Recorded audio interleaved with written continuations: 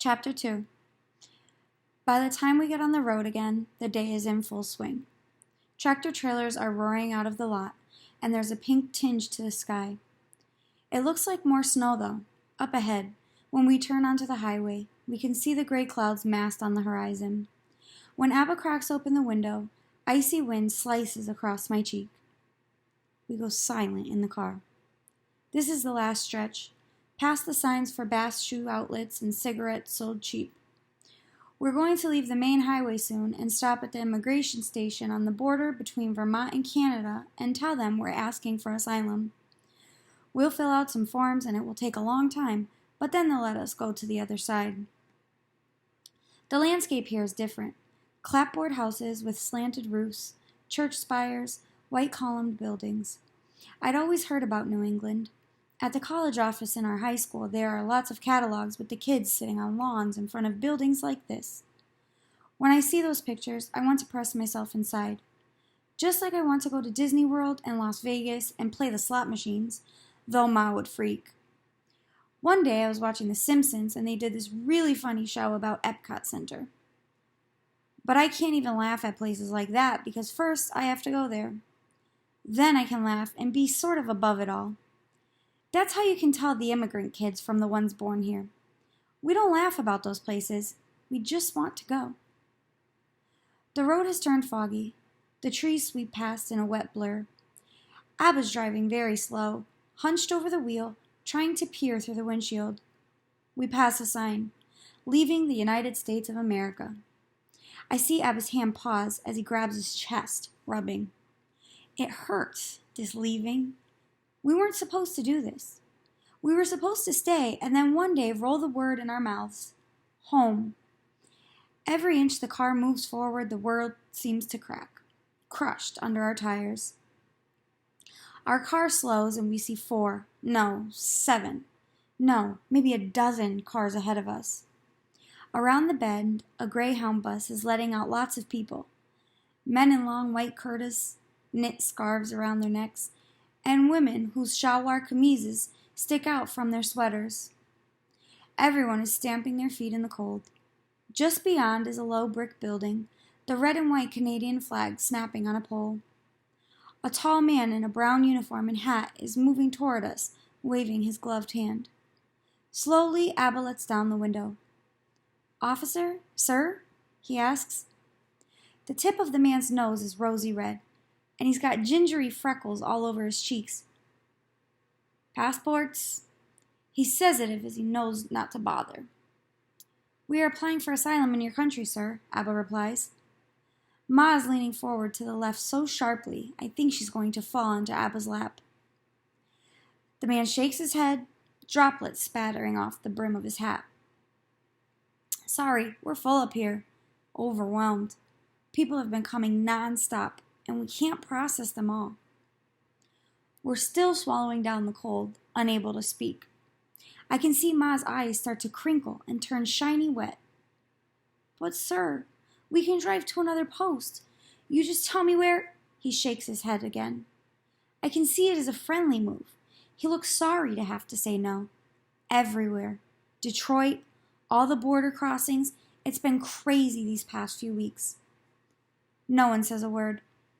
I can hear Ma crying very quietly. From the back, Aisha pipes up, "What do you recommend?" The man takes her in. A 17-year-old girl with coal smudged around her eyes and her frizzy black hair spilling around her parka hood. She's wearing a Destiny's Child t-shirt and jeans Ma always says are too tight on her. "The best thing you can do is go back around the American side. I'm afraid they'll probably arrest you if your visa isn't current." Here he looks at Abba, who is staring dully at the windshield. "My guess is it won't be all of you. I hear they're asking for around $5,000 bond. If you put that together, you can come back in a few weeks and try to apply for asylum again."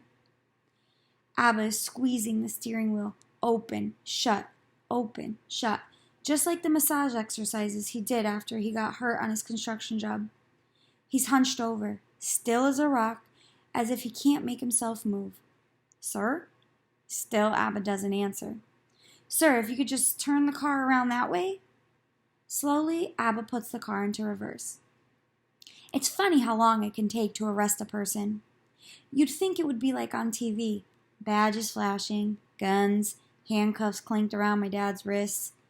Instead, we drive back through the American side, show our passports with the expired visas, and pull around to a low building. We stand in line for hours under fluorescent lights that make my eyes itch, and then, after they look at the papers, they tell Abba to wait.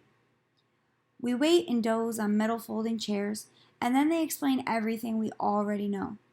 Abba will be taken into detention and deportation proceedings might begin. The rest of us can go, and if we come up with the $5,000, Abba will be released and he can apply for asylum on the Canadian side. It could be weeks, though, before they even open our files. Ma digs into her pocketbook and finds numbers of a couple of churches that have shelters that will put us up in Burlington. Taslima, my cousin, found those for her before we left. Abba, who has taken this all in very quietly, turns to us. He looks first at me and folds down the collar of my jacket. Then he touches Aisha's hair once. Aisha, Nadira, you are going back. Back? Aisha asks. He shakes his head. This is not some kind of quick thing. It could take weeks, and I don't want you children missing school, stranded up here in this cold place. Aisha's about to graduate. She has to finish her year and prepare for college. You want all that to go out the window? How will we get there? Abba lets a slow, crooked smile cross his face. You'll drive. So Abba knew about her secret driving lessons all along. But what about me? Ma asks. You will stay here at the shelter. He hands her the small silver oval of a cell phone, closes his palm over hers. You keep this to be in touch with everyone.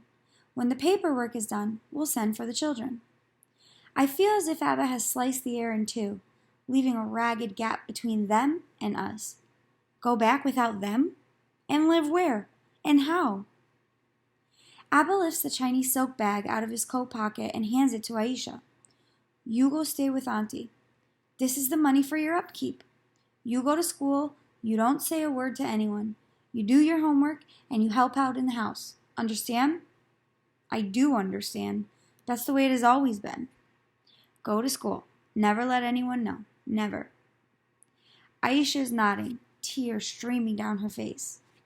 Abba has cupped a hand around her chin and is speaking softly to her. You understand I'm doing this for you, nah? Still crying, Aisha bobs her head up and down, and I feel that same sharp cut inside. Why is it always Aisha's future? Sir? It's the officer who did all the processing and very quietly explained that Abba would have to go into the detention area until we posted bond.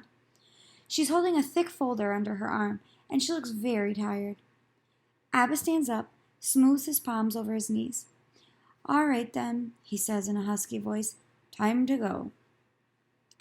Now everything happens so fast. I keep thinking that this is a videotape, and any minute now the screen will go blank, and we can rewind and wake up in our apartment and start the day again. We divvy up the clothes in the suitcases. I need a coat, Ma suddenly announces. If I'm going to stay in this godforsaken place, I need a better coat.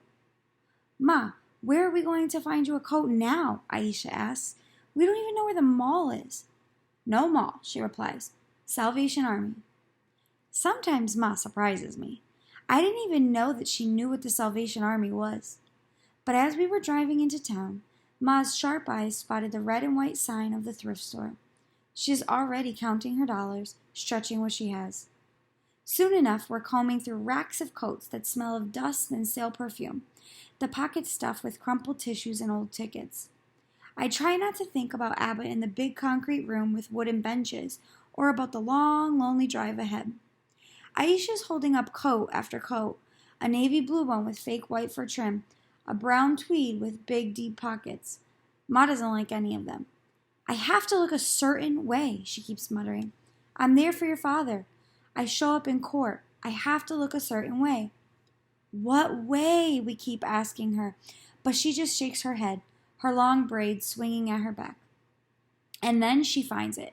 A purple coat with large, glossy black buttons and a huge flap of a collar. When Ma puts it on, The coat flares out about her hips like a tent. She swirls around in front of the dirty mirror, laughing. That's it! I saw a TV show the other day about Jacqueline Kennedy. You remember? Bad things happened to her, and she always looked so nice and trim in public. I always thought if I had to be a white lady, I would want to look like her. You and everyone else, Aisha laughs. But it is good seeing Ma happy for a moment. We find her a pair of galoshes made of milky plastic that she can pull up over her shoes. And the best thing is, the whole deal cost us $18.50. Outside the shelter, Ma walks us to the car. She's already put on the coat, and I swear it makes her look different, ready to be brave and crisp in front of those immigration authorities. Before we get in, she pulls each of us near, presses her cold palms to our cheeks. You be good, she says. Aisha has started up the car. As I get into the passenger seat, I see Ma in that purple coat, pressing the black buttons to her chin, those silly galoshes flapping open over her ankles. Button them up, I want to tell her. But Aisha has swerved the car away. The sky over Burlington looks like it's made of clear blue glass. I think of Abba behind the crosswire fence, the way his face broke into wrinkles when he'd heard the news of his detainment. Abba loves this country in his own way. It's like this bowl he carries around his heart, so full, so ready to trust. And right now, as we head to the highway, all I can hear is the sound of his heart shattering.